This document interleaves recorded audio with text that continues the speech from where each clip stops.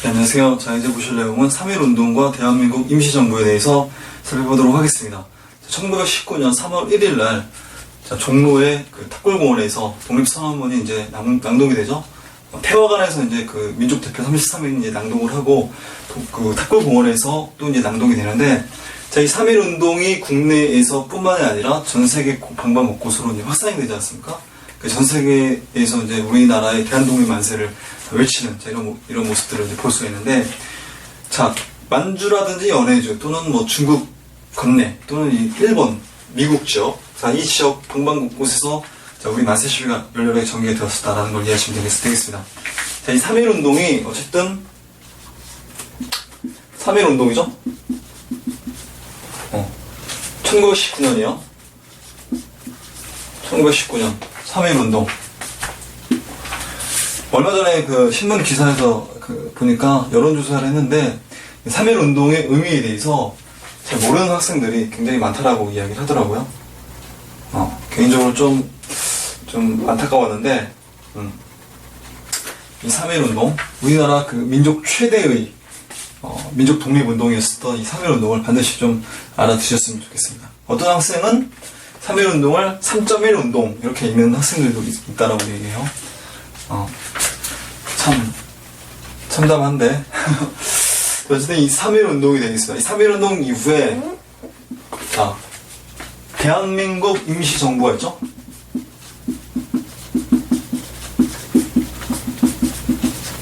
대한민국 임시정부가 수립이 돼요. 상하이, 중국 상하이라든지 또는 러시아 연해주라든지 또는 우리나라 조선 내부의 한성이라든지 등등 뭐 여러 곳에서 임시정부가 수립이 되는데 나중에 이제 하나로 이제 통합이 되거든요. 그건 이제 나중에 설명을 해드릴 텐데, 어쨌든 3.1운동 이후에 우리나라에서 임시정부를 수립을 해서 본격적인 어떤 체계적인 어떤 좀 더 이 적극적인 자, 이런 민족 독립운동을 전개를 해 나가는 자, 이런 모습들을 볼 수가 있다라는 거 여러분들이 먼저 이해를 하시고, 그리고 이제 관련된 내용을 설명을 해드리도록 하겠습니다. 자, 제일 첫 번째 위에 꼭대기에 보게 되면 1910년대 국내 민족 독립운동 하고 나와 있죠? 1910년대요. 1910년대에 우리 국내에서는 어떤 민족 독립운동이 전개가 되었는지에 대해서 알아보도록 하겠습니다. 1910년대죠? 1910년대 국내예요, 국내 독립운동.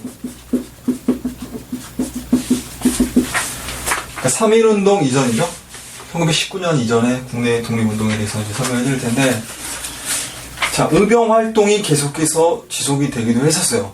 사실 1910년에 나라 뺏기고 나서 의병이 거의 이제 지하로 이제 숨어 들어가게 되거든요. 1907년 정미의병 있지 않습니까? 정미의병 이후에 대한제국군이 해산되지 않습니까? 대한제국군이 해산되면서 정미의병으로 이제 합류하게 되면서 의병운동이 의병전쟁의 성격으로 이제 확산이 되는 거잖아요. 바뀌게 되는 거잖아요. 자, 그런데 일본군은 막강한 이 화력이라든지 이 병력을 총동원해서 우리 의병들을 완전히 자, 몰살을 시키게 되는데, 이 뭐라고 하냐면 자, 남한 대토벌이라고 얘기해요. 남한 대토벌. 그러니까 우리 독립군들, 이거 독립군이 아니죠. 자, 우리 의병들을 자, 전라도 일대로 완전히 몰아넣고 이 지역에서 이제 토끼몰이식 사냥하듯이 이제 하나하나씩 다 토벌을 하게 되는 거예요. 그래서 우리 독립군, 우리 그 의병들은 자, 피신을 하게 되는 겁니다. 만주라든지 연해주로 피신을 해서 나중에는 자, 이들이 나중에 이제 독립군으로서 활약을 하게 되는 이런 모습을 볼 수 있었고, 피신하지 못한 나머지 자녀 의병들은 이제 산발적으로 전국 곳곳에 이제 그 피신을 해서 지하로 숨어 들어가서 이제 의병 활동을 또 전개해 나가게 되는데, 이때 마지막으로 활약했었던 의병장이 있었어요. 그 의병장이 바로 뭐냐면 최응원이 되겠습니다. 자, 우리나라의 마지막 의병장이었었다. 이 최응원. 그래서 이제 함경도라든지 또는 황해도, 평안도, 강원도 뭐 일대를 중심으로 해서 동해번쩍 서해번쩍 일본 자 주요 시설물들 공격을 하고 습격을 하는 등의 어떤 활약을 했었다. 그런데 1915년에 15년에 이제 체포가 되면서 이제 처형이 되고, 그리고 나서 이제 노동 운동이 이제 종식이 되는 마지막 노동장이 있었다. 대한제국의 마지막 군인이었다라는 얘기도 있고 뭐 아니다라는 그런 이야기도 있는데 밑에 그 각주가 나와 있어요. 채용원과 관련해서 여러분들이 읽어보시면 되겠습니다. 자, 그래서 1910년대 우리 국내 민족 독립운동이요. 1910년대 1910년대 민족 독립운동이 되는데 비밀결사예요. 비밀. 드러내놓고 할 수가 없죠. 아무래도 일본이 완전히 조선을 장악을 하고 있었기 때문에 비밀 결사로 해서 나타났었다. 그 대표적인 단체가 있어요. 대한광복회라는 단체가 있습니다. 비밀 결사로 해서 대한광복회라는 단체가 만들어지게 되는데 1915년에 이제 만들어집니다. 그래서 이제 박상진이라는 사람이 총사령이 되어서 대한광복회가 조직이 된 겁니다. 그리고 부사령으로 해서 이제 김좌진 이전에 또 어떤 사람이 있는데 어쨌든 김좌진도 대한광복회의 멤버로서 참여를 하게 돼요. 김좌진 굉장히 유명한 사람이죠? 잘 아시죠? 1920년 청산리 대첩의 그 영웅이지 않습니까? 이 김좌진. 자, 이 김좌진인데 이 대한광복회는 기존의 복덕주의적 사상이 아니라 공화정을 이야기했어요. 공화정. 신민회와 마찬가지로 공화정을 추구를 했습니다. 공화정을 추구를 했었고, 일제 친일파라든지 또는 이 밀정들을 처단을 하고 군자금이라든지 무기를 구입하기 위해서 이제 부호들의 집을 습격을 해서 재산을 털어오는 그런 식의 어떤 의료운 짓을 했었던 게 바로 이 대한광복회다라고 이제 보시면 되겠습니다. 자, 그래서 이 대한광복회가 이제 만들어지게 되는데, 이 대한광복회가 만들어지기 전에 사실 조선 국권회복단이라는 단체가 있어요.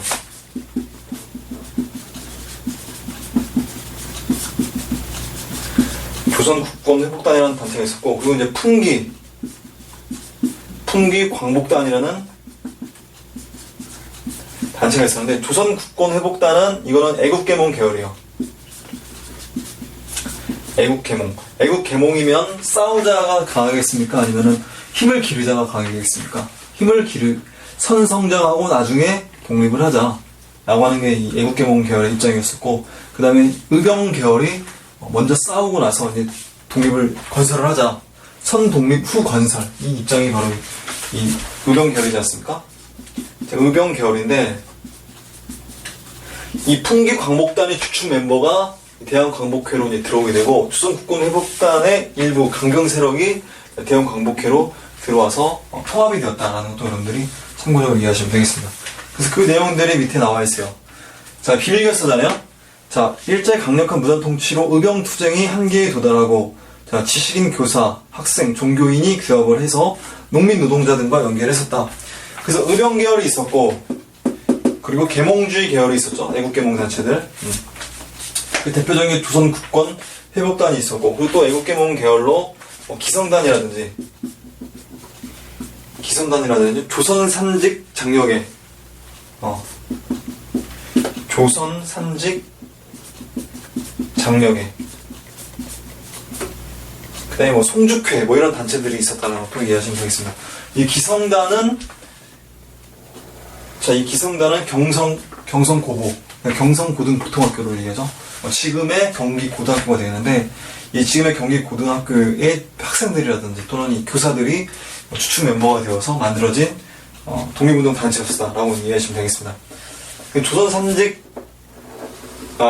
말 거꾸로 했는데, 이 기성단 같은 경우는 저 대성학교 있지 않습니까? 안창호가 세운 대성학교 주축 멤버들이고, 조선산직 장려계 같은 경우는 경성고고, 그러니까 경기고등학교죠. 경성고등보통학교의 주축 멤버와 또는 일부 지식인들 또는 교사들이 중심이 되어서, 이 조선산직 장려계 같은 경우는 경제적 자립 운동을 전개했어요. 일본의 경제적 침탈에 저항을 해서 우리 경제를 스스로 자립을 하자라고 하는 그런 운동을 전개했었다라는 걸 이해하시면 되겠습니다.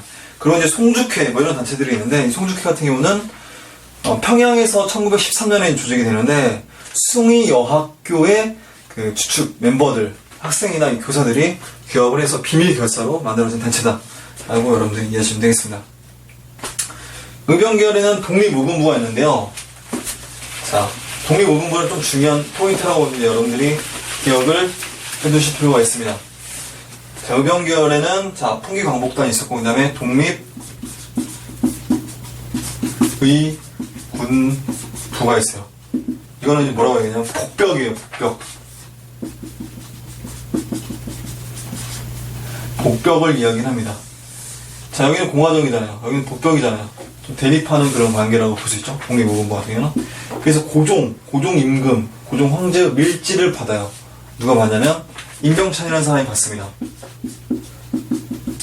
임병찬은 최익현의 제자가 되겠는데, 최익현과 함께 자, 의병 항쟁에 이제 그 의병장으로서 전라도 일대에서 활약을 하다가 일본 군에게 체포가 되면서 대마도, 그러니까 쓰시마 섬으로 이제 유배를 가기도 했었죠.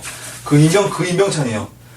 그러니까 이제 이 위점 착사 사상의 영향을 굉장히 많이 받았었던 그 유림 세력이라고 보시면 되겠는데, 이 임병찬이 자, 전라남도 순무대장으로 임명이 되어, 고종 임금으로부터 임명이 되어서 지하에서 이제 복벽, 임금을 다시 복위시키려는 운동을 전개했었다.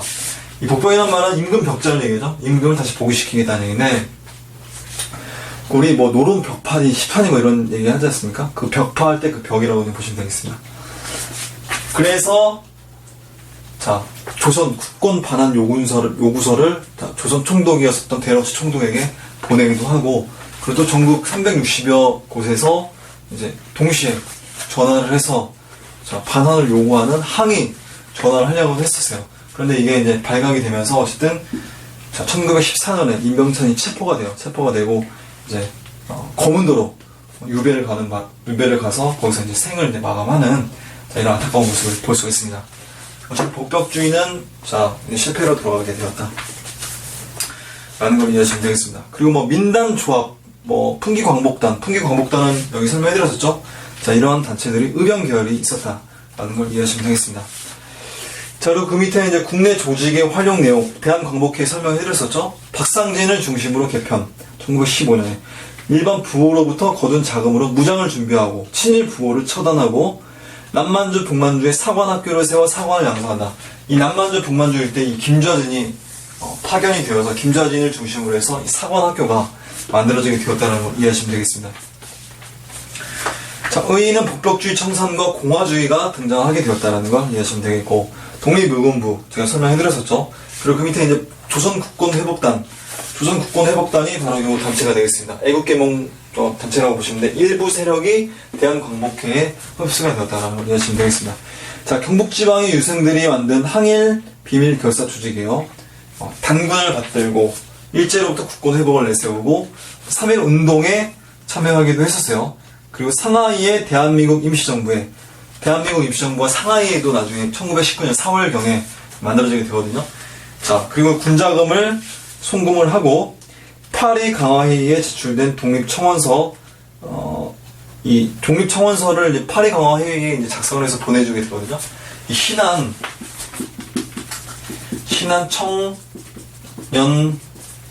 신한청년당이라는 조직이 이제 만들어지게 돼요.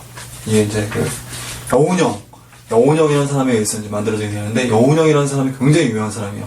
거의 이제 백범 김구 굉장히 유명하지 않습니까? 백범 김구가 거의 필적할 만한 그런 독립운동에 굉장히 많은 영향을 미쳤던 사람인데, 나중에 좀 구체적으로 살펴보게 될 거예요. 이 신한청년당을 그래서 이제 그 여운형이 조직하게 되는데, 여운형에 의해서 김규식이 보내지게 되는 거예요. 파리 강화회의에. 자, 파리 강화회의에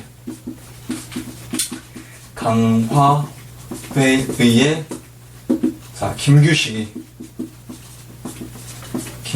이제 보내지게 되는 겁니다. 파리 강화회의는 뭐냐면 1914년부터 1918년 11월 달까지 1차 세계대전 이제 전개가 되거든요. 그때 이제 독일이 이제 패전국으로서 전쟁, 전후 처리 문제를 논의하기 위해서 파리에서 이 강화회의가 개최가 되었어요. 거기에 이제 우리나라의 대표로서 이 김규식이 파견되었었다라는 걸 여러분들이 이해하시면 되겠습니다. 그래서 이제 독립을 국제적으로 청원하는 독립청원서를 제출을 하게 되는 자, 이게 바로 김규식이 활약하게 썼다, 신한청년당이 활약하게 썼다라는 걸 여러분들이 이해하시면 되겠습니다. 이 조선국권회복단에서도 이 파리 강화 회의에 독립청원서 운동에 참여를 했었다라는 걸 이해하시면 되겠습니다. 그리고 그 밑에 이제 조선국민회가 나와 있죠.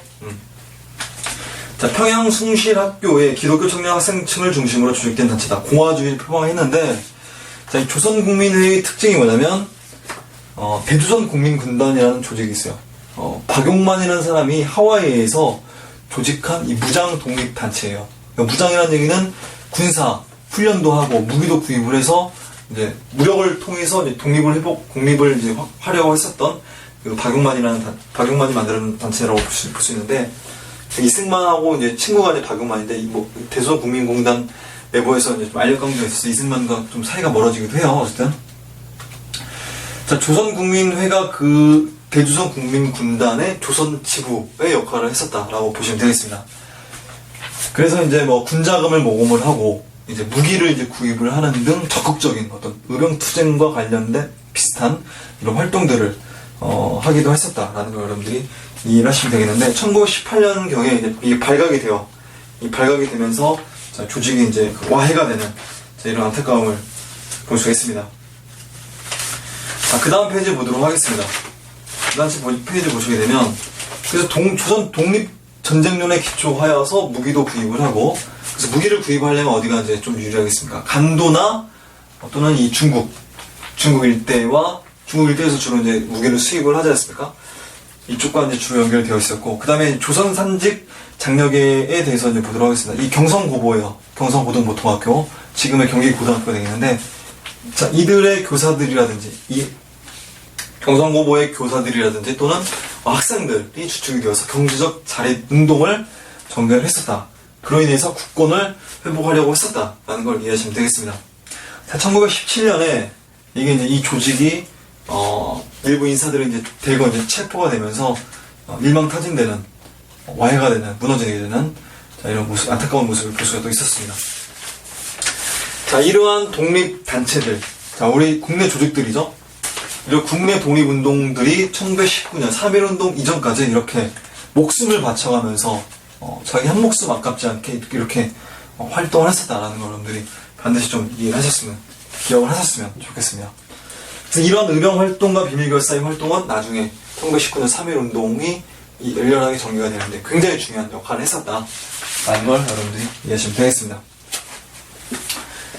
자, 1910년대 국내 독립운동에 대해서 간단하게 1910년대에 대해서 살펴봤었죠. 자, 이제 보실 내용은 1910년대 국외민족 독립운동에 대해서 살펴보도록 하겠습니다. 자, 이제 국외민족 독립운동인데 1910년대죠. 10년대 국외 자, 민족 독립 자, 운동이 열렬하게 전개가 되는 이런 모습을 볼 수 있습니다. 자, 국외민족 독립운동이 되겠는데, 자, 의병 계열이 있죠. 국내에서는 일제의 강력한 민족 독립운동을 탄압을 했었어요. 남한 대토벌 작전 등으로 인해서 앞서 설명해드렸었죠. 자, 애국운동 계열에서는 이제 노선 전환이 나타나게 돼요. 애국 계몽으로 우리가 독립을 쟁취할 수 없겠다.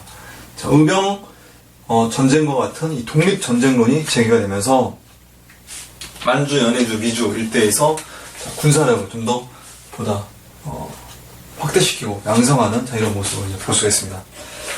그래서 만주, 연해주, 미주 등의 지역에서 이제 독립운동이 전개가 되는데, 자, 왼쪽에 이제 지도가 나와 있지 않습니까? 이 지도가 우리나라 만주라든지 연해주 일대지 않습니까? 이 일대의 각종 독립운동 단체들이 굉장히 많이 등장하게 되는 이런 모습을 볼 수 있는데,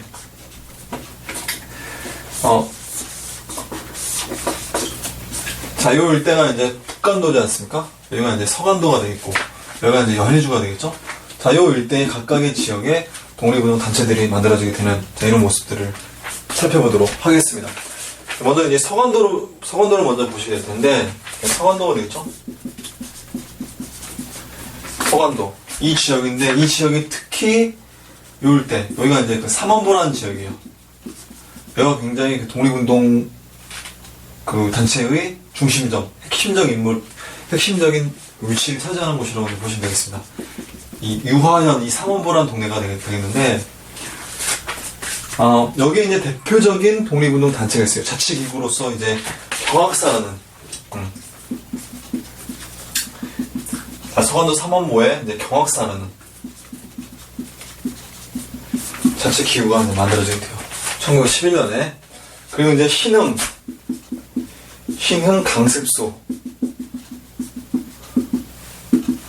강습소라는 이름을 붙이게 됩니다. 처음에는 이제 신흥 무관이라는 표현을 이제 쓰려다 보니까 일본인들의 감시를 받게 되는 거예요. 그래서 이제 또 중국 정부에서도 그거를 별로 좋아하지 않았었고요. 그래서 이제 신흥 강습소라는 처음에 간판을 달고 우리의 그 무인들, 우리의 어떤 군인들을 양성하는, 고급 장교들을 양성하는 이런 모습을 볼 수 있습니다. 이게 나중에 이제 신흥 학교로 바뀌다가 3.1운동 이후에 이제 신흥 무관 학교로 1919년이죠. 개편이 되는 이런 모습을 볼 수 있어요. 경학사는 이제 밭을 갈고 학문을 동시에 연구하자. 아무래도 이제 멀리 떨어진 이 날씨도 굉장히 춥고 외진 그런 지역이지 않습니까? 그래서 이제 먹고 살기도 굉장히 어려운 시기였었고 농사도 제대로 잘 되지도 않았었고 그래서 굉장히 굶주림에 허덕이고 영양 섭취도 제대로 되지 않는 등 굉장히 굉장히 힘든 생활을 했었다라고 이야기해요. 어쨌든 이 경학사라는 자치 조직이 있었다. 이 경학사가 나중에 이제 바뀌게 돼요. 부민단으로 부여의 백성이다, 부여의 민족이다 라고 하는 부민단으로. 그리고 나중에 이제 이게 한족회로 바뀌어서 서로 군정서라는 독립군 조직이 만들어지게 되는 겁니다. 이 삼원보에 서로 군정서라는 독립군 조직이 만들어지게 되었다 라는 거 여러분들이 이해하시면 되겠습니다. 자, 그런데 중요한 포인트가 뭐냐면 이 경학사와 이 신흥강습소, 그러니까 이 신흥무관학교 있지 않습니까? 이 신흥무관학교를 누가 어떤 세력이 이제 주도해서 건립을 하고 만들어서 운영을 했는지에 대해서 여러분들이 좀 이해를 하실 필요가 있어요. 우리 그 대한제국에서 둘째가라면 이 서러워할 이 사만갑족이 되는 엄청난 이 거부, 부자가 있었어요. 육형제예요. 그 중에서 넷째인 이회영이라는 사람이 있습니다. 아나키스트적 인물인데, 이 이회영이라는 사람이 가족회의를 소집을 했어요. 넷째밖에 안 되는데 형님들을 불러다 놓고 동생들을 모아다 놓고 육형제가 이제 가족회의를 해서 나라가 빼앗겼다. 이거 우리가 이제 우리만 잘 먹고 잘 살 수는 없지 않느냐. 우리 전 민족이 한순간에 노예로 전락을 했다. 우리도 이제 노예일 수밖에 없는 거다. 라고 해서 이회영이 가족들을 설득을 해서 전 재산을 몽땅 털어서 한 600억 정도 나왔다라고 해요. 이회영의 집이 이제 서울 명동. 지금 시가로 어마어마하죠. 한 1조, 2조 정도 된다고 하는데, 그만큼의 재산을 털어서 가족들을 다 이끌고, 한 60명 정도 된다고 해요. 60명을 이끌고, 추운 겨울날, 압록강을 건너서. 자, 어딜 가게 되냐면, 만주, 삼원보. 요 일대를 가게 되는 거예요. 삼원보를. 자, 이회영 일가들이. 가가지고, 이제 엄청난 고생을 하는 거죠. 이제 쉽게 말하면. 개고생을 하는 거죠, 이제. 그래서 이제, 이 경학사를 자치기구 만들고 전 재산 다 털어서 하게 되는 겁니다. 그래서 이제 우리 노블리스 오블리제의 대표적인 우리나라의 대표적인 인물이 바로 이회영이라고 하지 않습니까? 이회영의 손자가 이종걸이라는 사람이 있어요. 국회의원 한 사람. 이종찬 이런 사람이 있는데 지금 어쨌든 이 국회의원이 돼서 이제 할아버지의 업적을 많이 기리는 사업도 하고 그런다라고 얘기합니다. 자, 노블리스 오블리제 상징이었다. 이회영을 비롯한. 자, 삼원보에서 어쨌든 이 신흥무관학교를 만들었었다라는 걸 여러분들이 이해하시면 되겠습니다. 그리고 독립무관학교, 이거는 북한도 지역에 있었던 무관학교였었다. 1913년도에 만들었었던 학교였었다라는 걸 이해하시면 되겠습니다. 서간도 지반현이라고 이제 지도에 나와있죠? 여기 여러분들이 확인하시면 되겠습니다. 고구려의 수도 지반이지 않습니까? 보약사라는 단체가 만들어졌어요. 이거는 복덕주의요. 복덕주의. 유인석에 의해서 이제 만들어지게 되는 독립운동 단체인데, 유인석은 을미의병도 이끌었었고, 을사의병도 이끌었었던 이 구한말에 그 유림 출신의 어떤 의병장이 있지 않습니까? 이 유인석. 그렇기 때문에 이 위정척사 사상을 가지고 있는, 견지하고 있는 그래서 이제 복덕주의 사상이다. 그래서 이 보약사가 대한독립단으로 발전을 하게 되는, 자, 이런 모습을 볼 수 있습니다. 자, 그리고 이제 북간도 지역에 대해서 이제 살펴보도록 하겠습니다. 북간도. 서간도 살펴봤으니까 이제 북간도로 가야죠. 이게 좀 잘 안 나오네요. 안 나오면 안 되는데, 곤란한데. 나오도록 해야죠. 자, 북간도가 되겠습니다. 북간도.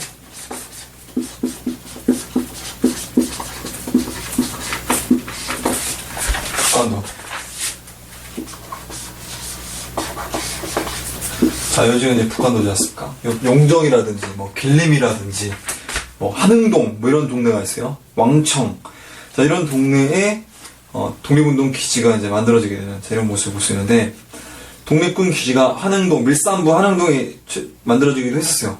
대한독립군단이라고 해서, 독립군이 일본군의 공격을 받고 막 도망가는 사건이 있었거든요. 청산리 대첩 이후에 보복을 하게 되면서 우리 백성들을 엄청나게 많이 죽이고, 간도 참변이라고 하는데 나중에 설명해 드릴 거예요. 이 간도 참변 이후에 독립군을 추격하는 과정에서 우리 독립군 연합부대가 이 밀산부 한흥동으로 도망을 하게 되거든요. 피신하게 되거든요. 그래서 거기서 이제 서일을 총재로 해서 만들어진 단체가 대한독립군단이 되겠습니다. 나중에 설명해 드릴게요. 자, 한흥동, 밀산부 한흥동이 있었고, 그리고 대한인국민회, 뭐 신민회 간부들이 이러한 독립군 기지를 건설하기도 했었다. 그래서 이제 뭐 간민자치회 뭐 이렇게 나와 있죠? 간민자치회. 북간도에 간민자치회가 있습니다. 이게 처음 만들어졌어요. 간민자치회가. 간도의 백성이라는 얘기예요. 간민자치회라는 얘기는. 그런데 중국 정부에서 이 자치라는 표현을 굉장히 싫어했나 봐요. 그래서 이걸 띄어내래요. 그래서 간민교육회로 이제 바뀌게 돼요, 이름이. 간민자치회에서 간민교육회로. 간민교육회로. 그래서 이게 나중에는 간민회로.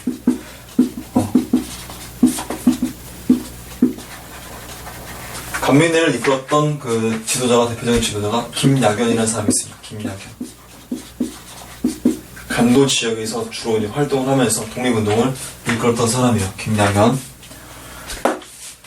자, 이 간민회가 나중에 그래서 이제 대한국민회로 바뀌게 됩니다. 1919년 3.1운동 이후에 바뀌게 된다라는 걸 여러분들이 이해하시면 되겠습니다. 그리고 이제 대한인국민회, 간도지회, 뭐 이런 게 있었고, 대한인국민회라고 해서, 이거는 미국, 하와이 일대에서 만들어진 단체예요. 하와이, 샌프란시스코, 로스앤젤레스, 요 일대 있지 않습니까? 미주 지역에서 만들어진 독립운동 단체인데, 이 간도지회가, 있기도 했었다. 1910년에 만들어지기도 했었다. 그 중광단이 1911년에 이 대종교 단체거든요. 서일이란 장군에 의해서, 독립군에 의해서 만들어지게 된 중광단이 나중에는 정의단으로 바뀌고, 이 정의단이 나중에,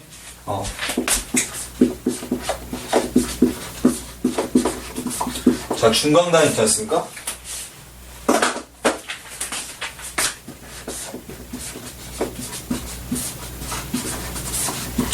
자, 이 중광단이 정의단으로 바뀌어요.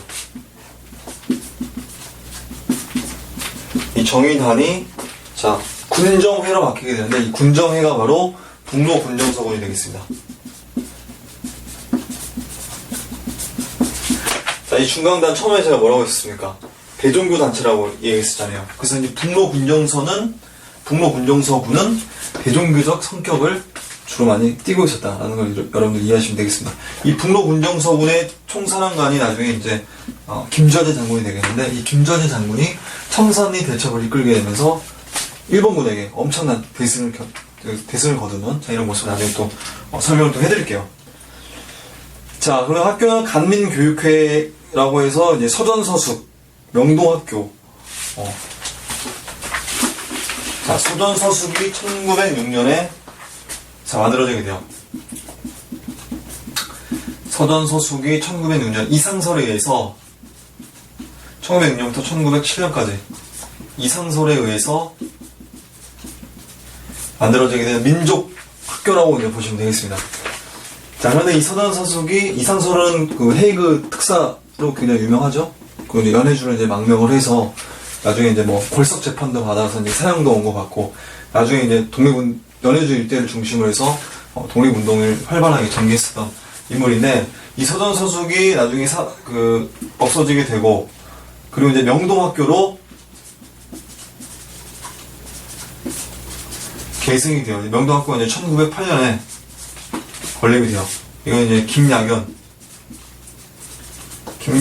이 감면회의 회장이었었던 이 김야견에 의해서 이 명동학교가 설립이 된다. 서전서숙의 이념을 계승을 했었다. 라는 걸 이해하시면 되는데 특히 이 명동학교는 있지 않습니까? 이 명동학교는 이 출신이 누구냐면 윤동주라는 사람이에요. 우리 국어 시간에 윤동주에 대해서 배우지 않습니까?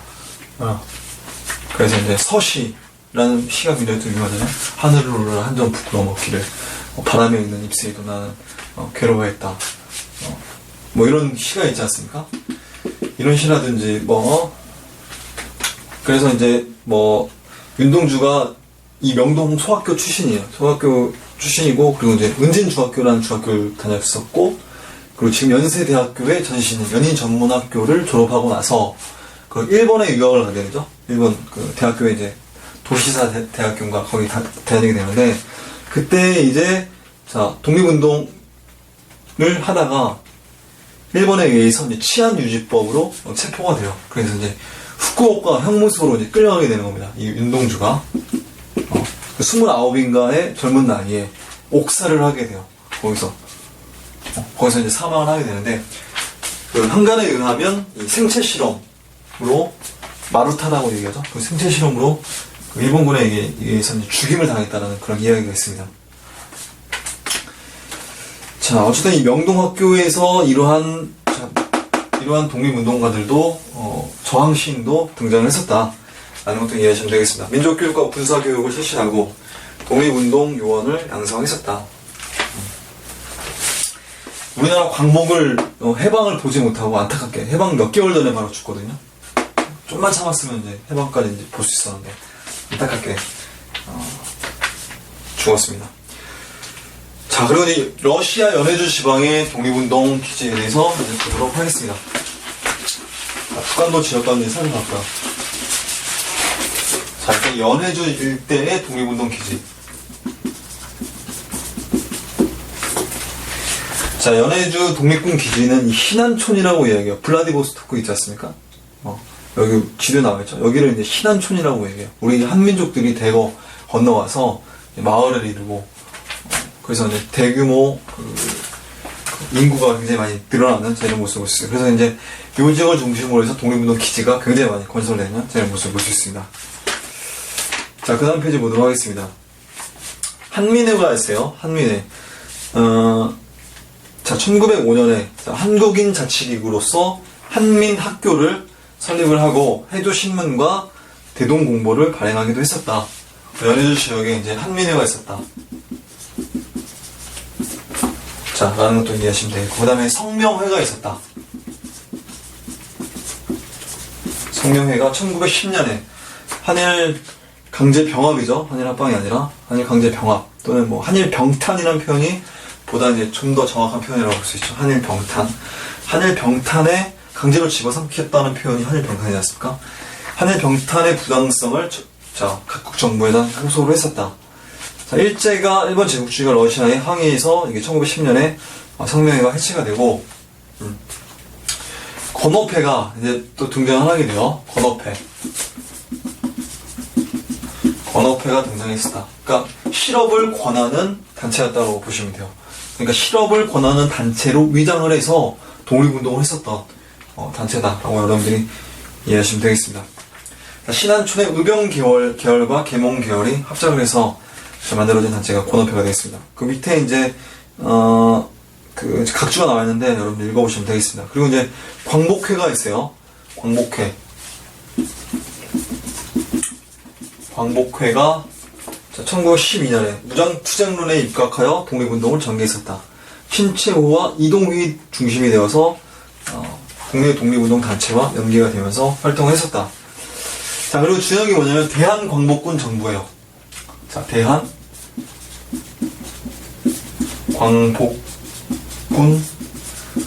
정부가 이게 1914년에 블라디보스토크에서 창설이 됩니다. 우리나라 최초의 정부라고는 임시정부라고 보시면 돼요. 근데 이게 이제 단초가 되어서 나중에 1919년에 상해 임시정부, 대한민국 임시정부가 수립이 되는 데에 결정적인 일부 기여를 하게 되는 이런 모습을 볼 수 있습니다.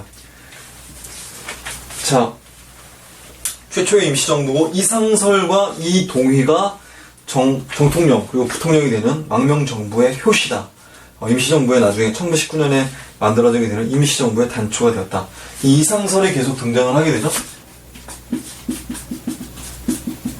이상설이 아까 무슨 학교를 만들었다고 얘기했었습니까? 서전서숙을 설립했었다고 이야기했었죠. 그리고 이제 헤이그 특사에 파견을 하기도 했었고, 헤이그 특사 파견되었다가 연해주로 망명을 해서 그 지역, 그 연해주 일대를 중심으로 해서 독립운동을 이끌었던 사람이 이상설이 되겠습니다. 이상설. 자, 그리고 부통령으로서 이동휘가 임명이 되었었다. 자, 이 대한광복군 정부는 사실 1914년이잖아요. 1914년에 그러니까 러일 전쟁이 1904년에 터지거든요. 이 러일 전쟁 터지고 나서 10년 후 러시아가 일본을 다시 10년 만에 다시 공격을 할 것이다라는 걸 예측을 하고, 사실 러시아와 일본 간의 관계가 별로 그렇게 좋지 않았었거든요. 예측을 하고 그 틈바구니에 우리 대한광복군 정부가 개입을 해서 독립을 쟁취하겠다는 그런 의도를 가지고 있어요. 그런데 1914년에 1차 세계대전이 터지지 않습니까? 그 1차 세계대전에 일본이 승전국이 되는 거예요. 러시아와 함께. 러시아와 함께 승전국이 되면서 제대로 뜻을 이루지 못했었죠. 그리고 일본 군의 이 해치 요구가 러시아 측에서 받아들여지게 되면서 이게 이제 사라지게 되는 이런 모습을 볼 수 있습니다. 권업회와 함께 해체가 되었다라는 거 여러분들이 이해하시면 되겠습니다.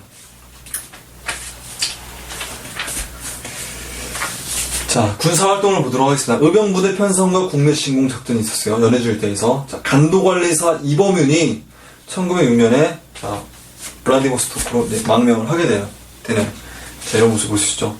그리고 이제 연해주 각지에서 의병이 편성이 되고, 안중근, 전재익 등을 중심으로 해서 대규모 국내 진공 작전도 전개가 됐어요. 1908년에.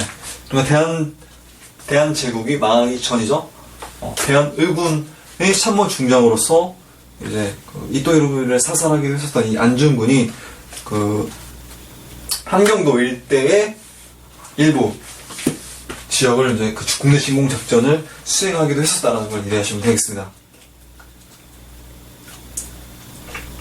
안중근, 전재익 등을 중심으로 대규모 국내 진공 작전이 전개가 되었었고, 13도 의군 1910년도 의병운동과 계몽운동 노선이 결합하여 공동적으로 건설을 했었다. 그래서 유인석이라든지 이 홍범도, 유인석은 유생 출신 의병장이죠. 홍범도도 마찬가지로 의병장이 되겠는데, 이 홍범도가 나중에 1920년이죠. 20년 6월에 있었던 이 봉오동 전투에서 크게 활약을 하는 이런 또 모습을 볼 수 있습니다. 나중에. 그다음에 그 밑에 이제 니항 사건이라고 나와 있는데, 니항은 니콜라이프스키라는 지역이 되겠습니다. 일본이 1917년에 러시아 혁명이 터지거든요. 러시아 혁명이 터지고 나서 그러니까 러시아 내부에 이제 백군은 이제 반혁명파고, 이제 적군파는 이제 혁명파가 되겠는데, 내전이 벌어지고 있었어요. 근데 그 내전에서 일본이 반혁명파를 지원해주게 되는 겁니다. 아무래도 공산주의 혁명이 터지게 되면 공산주의적 영향이 일본에게 이제 미칠 수가 있는 거잖아요. 일본은 강력한 천황제 입헌군주 국가로서 공산주의와는 완전히 극과 극이라고 볼 수 있는 거거든요. 그래서 그런 공산주의적 입장을 저지하고 1차 세계대전 중간에 연합국의 어떤 제의를 받아서 러시아를, 시베리아 일대를 공격을 하게 되면서 사할린이라든지 또는 뭐 연해주 일대를 이제 공격을 해 들어가게 되는 이런 모습을 볼 수 있어요. 그래서 자, 우리 그 한민족은 일본이 들어오는 걸 좋아하지 않잖아요. 그래서 우리 한민족이 연해주에 또 거주하고 있었는데, 우리 한민족과 러시아 혁명군, 그러니까 적색군이 되겠죠? 적군이 되겠죠? 적군과 우리 한민족 군과 연합을 해서, 자, 빨치산 한러연합부대가 미항에 주둔하고 있었던 일본군을 1920년 3월에 섬멸을 하게 되는 이런 모습을 볼 수 있습니다. 당연히 일본군은 보복을 하겠죠? 그래서 이제 미항 사건 이후에 일본군이 4월 달에 보복을 하게 되는, 이게 바로 4월 참변이 되겠습니다. 밑에 각주에 나와 있는데 여러분들이 읽어보시면 되겠습니다. 자, 그래서 이제 그 밑에 표가 나와 있죠. 북만주, 남만주, 연해주 이렇게 표가 나와 있는데, 여러분들이 이거를 제가 설명했던 내용이 거의 대부분이에요. 그러니까 여러분들이 이거 읽어보시고 정리를 하시면 되겠습니다. 자, 여기까지 이제 그 연해주의 민족 독립운동에 대해서 살펴봤습니다.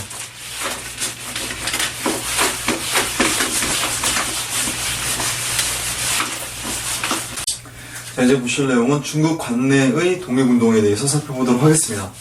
자, 중국 관내는 만리장성 이내라고 이제 나와있죠? 그러니까 우리나라 이 지도 있지 않습니까? 만리장성 이렇게 있잖아요. 이렇게 있는데, 이 산해관이라는 동네가 있어요. 보통 중국 민족과 우리 민족의 어떤 경계선의 역할을 하는 동네가 바로 이 산해관이라고 하는데, 이 산해관 남쪽 지역을 보통 일반적으로 관내, 중국 관내다 라고 보통 표현을 하게 됩니다. 이 중국 관내에서 과연 어떠한 우리 민족의 독립운동이 열렬하게 전개가 되었는지에 대해서 이제 살펴보도록 하겠습니다.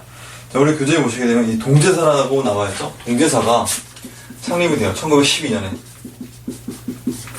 동제사가 만들어지게 되는데, 자, 신규식에 의해서, 신규식의 강력한 주도에 의해서 이제 만들어지게 되는데, 일종의 그 무역회사라고 이제 보시면 돼요. 그래서 이제 나중에 신한청년당이 나중에 또 조직이 되거든요. 이 신한청년당에서 프랑스 파리 강화회의에 파견된다고 앞서 설명해드렸지 않습니까? 파리 강화회의 파견될 때에 동제사에서 이제 그 여비를 마련해주는 역할도 수행하기도 했었다. 신규식을 비롯한 뭐 신채호라든지 뭐 조소왕 그리고 뭐 박은희식 이런 사람들이 중심이 되어서 이 동제사 건립에 참여를 했었다. 그리고 이제 이 동제사에서 우리 민족의 청년들을 교육을 시키기 위해서 박달학원이라는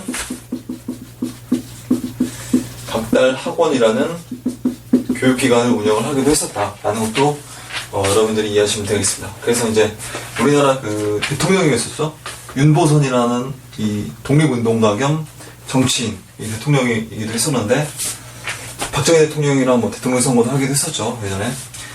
이 윤보선이 박달학원 출신이에요. 그리고 이제 광복군으로 활약을 했었던 이범석, 자, 이런 사람도 이제 박달학원 출신으로서 이 동제사에서 이제 활약을 했었다라는 걸 이해하시면 되겠습니다. 청년 교육에 이제 집중을 했었고요.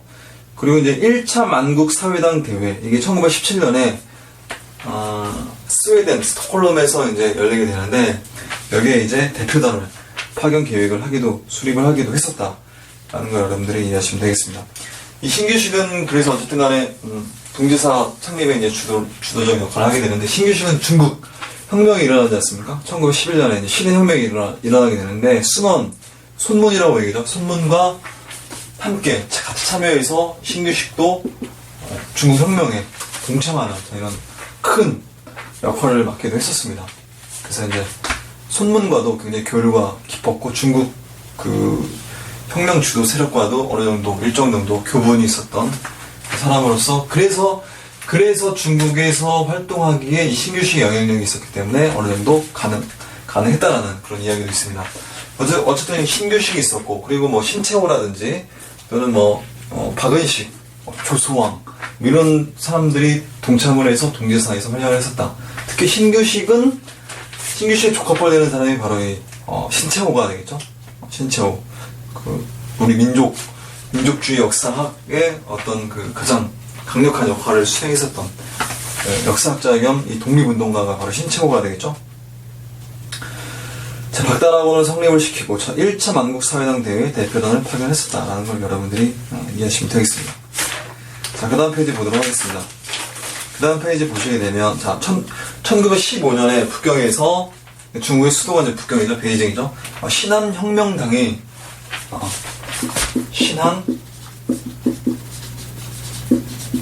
신한혁명당이 조직이 되었었어요.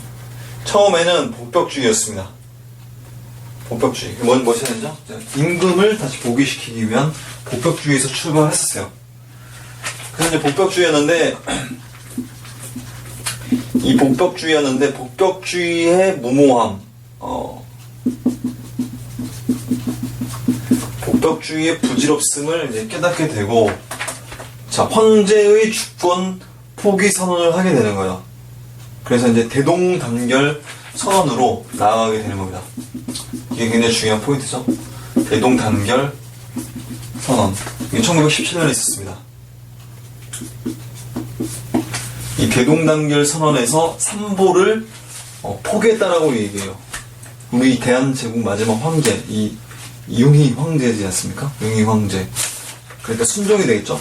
순종이 삼보, 토지, 인민, 그리고 이제 정치를 포기했다라고 얘기하는데, 그 다음 페이지 보면 참고자료에 대동단결 선언이 나와 있어요. 융희 황제가 삼보를 포기한 8월 29일은 우리 동지가 삼보를 계승한 8월 29일이니, 그러니까 황제 소멸의 때가 바로 우리 민권 발생의 때라고 여기게 되는 겁니다. 그래서 이제 이게 공화정 주장의 하나의 근거로서 자리매김하게 되는 이 대동단결 선언이다라고 여러분들이 이해하시면 되겠습니다. 자, 그리고 그 밑에 이제 신한청년당이 1918년에 청년당이 설립이 된다라고 제가 설명을 해드렸습니다. 신한청년당에서 말씀드린 대로 신규식이 아니라 김규식이, 이름이 같아요. 김규식이, 자, 어디를 갔다 옵니까? 파리 강화회의에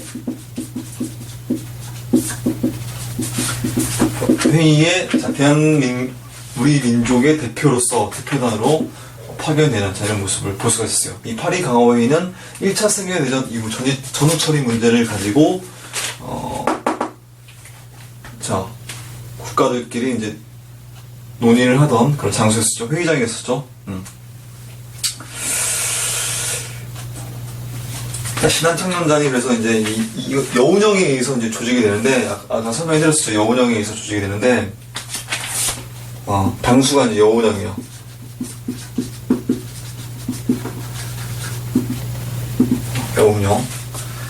여운형에 의해서 조직이 되는데, 자, 임시정부 수립 이후에 파리위원부도 설치를 했었고, 그리고 국내외 독립운동 세력 간의 연락관계를 도모하고 신한청년부라는 기관지를 발행하기도 했었다라는 건 여러분들이 이해하시면 되겠습니다. 이게 바로 중국 관내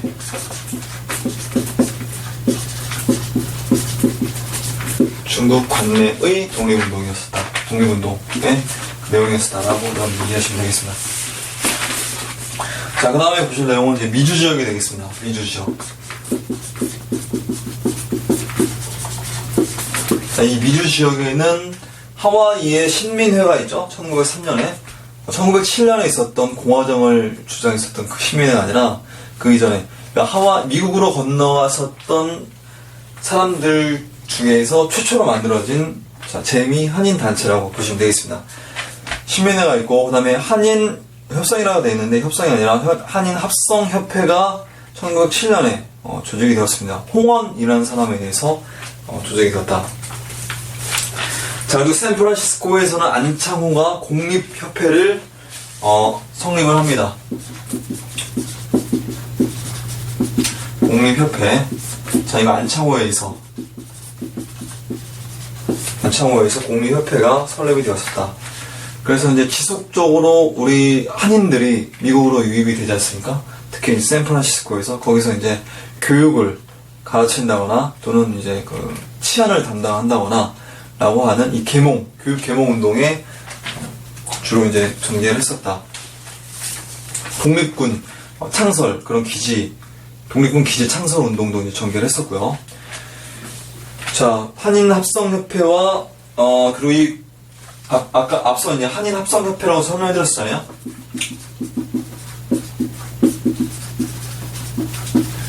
요건 이제 그 하와이가 되겠죠? 이거 홍원이라고 했는데, 이건 이제 하와이가 돼 있고, 요거는 이제 샌프란시스코지 않습니까? 그래서 이제 이 공립협회와 한인합성협회가 자, 합쳐지게 되면서 대한인 국민회라는 자, 국민운동 단체가 고속적으로 만들어지게 되는 자, 이런 모습을 볼 수 있습니다. 대한인 국민회. 이 대한인 국민회의 기관지가 신한민보요. 신한민보가 1909년에 창립이 돼서 지금도 발행이 되고 있습니다. 대한인 국민회는 지금도 있는 조직이에요. 대한인 국민회가 와 있고, 그리고 이 대한인 국민회가 만들어지게 된 결정적인 이유가 있어요. 그 이유가 뭐냐면, 이 스티븐스를 누가 이제 사살하게 되죠? 스티븐스 이제 전명훈, 장인환이 주동이 되어서 스티븐스를 사살하지 않습니까? 그때 이제 재판을 받지 않습니까? 미국에서. 재판을 받게 되면서, 자, 우리의 독립지사인 전명훈과 장인환을 구명하기 위한 이 구명운동의 일환으로서 최초의 대한인 국민회가 창설이 되기도 했었다라는 것도 여러분들이 참고적으로 이해하시면 되겠습니다. 1910년에 만들어지게 되는데 계기가 장인환 전명훈의 스티븐스 저격을 구명하기 위한 것이 계기가 되어서 하와이 교민과 본토 교민이 연합하여 설립을 하였다. 자, 샌프란시스코에 중앙총회를 설치하고 이 공립협회가 이제 중심이 된 샌프란시스코죠. 여기는 이제 그 하와이가 되겠고, 자, 북미, 하와이, 시베리아, 만주 지역 등 4개 지역에 지방총회를 설치했었다. 국외 독립운동의 중추기관 역할을 했었고, 자, 이 간도 지역의 독립운동을 재정적으로 지원을 많이 해주기도 했었다라는 걸 이해하시면 되겠습니다. 자, 간도 연해주의 독립운동을 지원했었고, 그리고 이제 신한민보를 발간했었다. 대한인 국민회의 기관지예요. 신한민보. 그리고 미국 대통령 윌슨에게 윌슨이 이제 민족 자결주의, 1차 세계대전 끝나고 나서 민족 자결주의를 외치게 되죠. 각 나라의 민족은 자기 민족의 운명을 스스로 결정할 권리가 있다. 여기에 이제 그 고무된 우리 민족이 들불참 들고 일어났었던 게 바로 3.1 운동에 있지 않습니까? 자, 미국 대통령 윌슨에게 독립청원서를 제출을 하기도 했었고, 미국 상원의회에 한국 독립 문제를 제출하기도 했었다. 자, 애국 성금을 상해 임시정부에 전달하는 등 여러 독립운동 활동을 전개하기도 했었다. 라는 걸 이해하시면 되겠습니다. 자, 이런 게 있었고, 그리고 또 뭐가 있냐면, 안창호에 의해 설립이 된, 바로 이 흥사단이 있습니다. 흥사단의 그 모토가 있어요. 그게 뭐냐면, 그 바로 밑에 있는 무실역행이에요. 무실. 그러니까 이 성실에 힘쓰고, 그 다음에, 실천에 힘써라 라고 하는 이 무실역행의 슬로건으로 교민들을 교화를 하고, 그리고 이제 동강 잡지를 간행을 하기도 했었습니다. 안창호가 로스앤젤레스, 그러니까 LA가 되겠죠. 이 로스앤젤레스에서 기독교인을 중심으로 설립을 하고 군인 양성과 외교 활동, 계몽 활동을 하기도 했었다라는 걸 이해하시면 되겠습니다. 이 흥사단은 지금도 있는 조직이에요. 지금 서울 대학로에 가게 되면 흥사단 본부가 있습니다. 그리고 전 세계 곳곳에 이제 지부도 있고, 그래서 굉장한 단체로 발전했는데, 어쨌든 이 흥사단 내부에 있는 이 밀정들도 좀 비교적 좀 많았었다라고 얘기해요. 워낙 그 다양한 사람들이 이 흥사단에 소속이 되다 보니까 어쨌든 뭐 그랬다라고 얘기합니다. 안창호 로스앤젤레스 어쨌든 뭐 이렇게 만들었었고, 무실역행의 슬로건으로 동강 잡지도 가능했었다. 그리고 이제 대조선 국민단이라고 되어 있는데, 대조선 국민군단입니다. 자, 대조선 국민군단이 박용만에 의해서 아까도 설명해드렸었죠. 군단이 하와이에서 박용만에 의해서 만들어지게 되었다. 박용만은 철저한 무장 독립투쟁에서 이제 독립전쟁론을 주장했었던 사람이거든요. 그래서 목총을 들고 훈련을 하고 군사력을 양성하는 등, 그리고 이제 만주지 일대로 막 건너와서 여러 독립운동 단체들과 협의를 하고, 자, 지원을 하고, 각종 그 세력 규합, 세력을 이제 확장시키려고 굉장히 많이 노력했었던 사람이에요. 자, 이승만과 이 박용만은 옥중, 자, 감옥에서 이제 서로 만나서 이제 친구가 됐는데, 나중에 1910년대 중반 들어서 이제 사이가 좀 벌어지게 돼요. 이승만은 외교론자이거든요. 외교 독립론자거든요. 무장 독립론자가 되겠고, 박용만 같은 경우는. 그래서 이제 사상적, 의견적 대립이 있었다. 그래서 이제 좀 틀어지게 되었다. 나중에 이 박용만 같은 경우는 1928년에 그 의열단 당원이었었던 그 이해명이라는 사람이 있어요. 이해명이라는 사람이서 이제 피살되기도 해요. 변절자라는 누명을 뒤집어 씌우고. 사실 박용만이라는 사람은 임시정부에도 좀 부정적이었었거든요.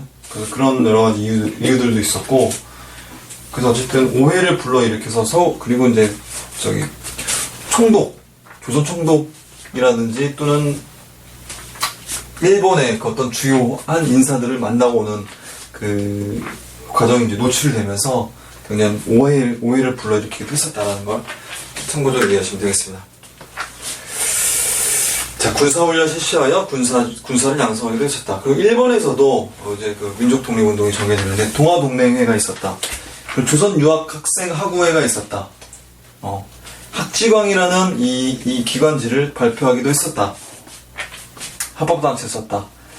그 조선학회가 있었어요. 정치적 계몽 사업을 전개하기도 했었는데, 자, 이러한 단체들이 28 독립선언서를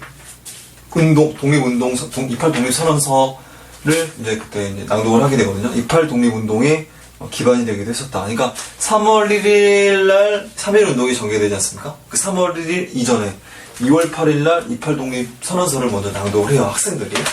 일본에 유학해 있었던 조선인 유학생들이. 자, 여기까지 하고 또 좀 쉬었다가 다음 시간에 또 보도록 하겠습니다. 3.1 운동부터.